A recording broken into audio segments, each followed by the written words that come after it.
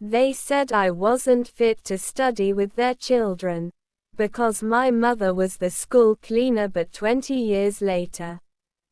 Written by Eberichukwu, Folktale Therapy. My name is Grace, and I grew up in a small village, where opportunities were scarce. My family struggled to make ends meet, and I often had to walk miles to attend school.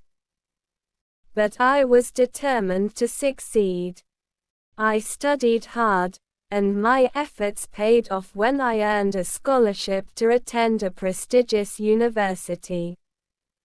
After graduating, I started working as a teacher in a local school. I saw the same challenges that I had faced reflected in the eyes of my students, and I knew that I had to do something to help.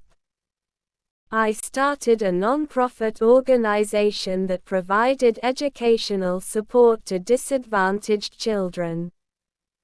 We offered scholarships, mentorship, and vocational training, and slowly but surely, we began to see results. Years later, I received an invitation from my former school to return and give a speech. As I stood before the assembly, I saw many familiar faces, including my former principal. He looked older, but his expression remained stern. I spoke to the students about perseverance, hard work, and the importance of education. I shared my story, and many of them were inspired by my journey. Though I noticed that as I stood before the assembly, I felt a sense of pride and accomplishment. I had come a long way from the small village where I grew up, and now I was back, inspiring a new generation of students. My speech was met with enthusiasm and applause, and I could see the fire of determination ignite in the eyes of my young audience.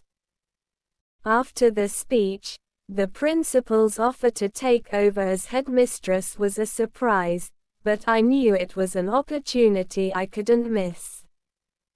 I threw myself into the role, working tirelessly to implement new programs and initiatives that would benefit my students and the community.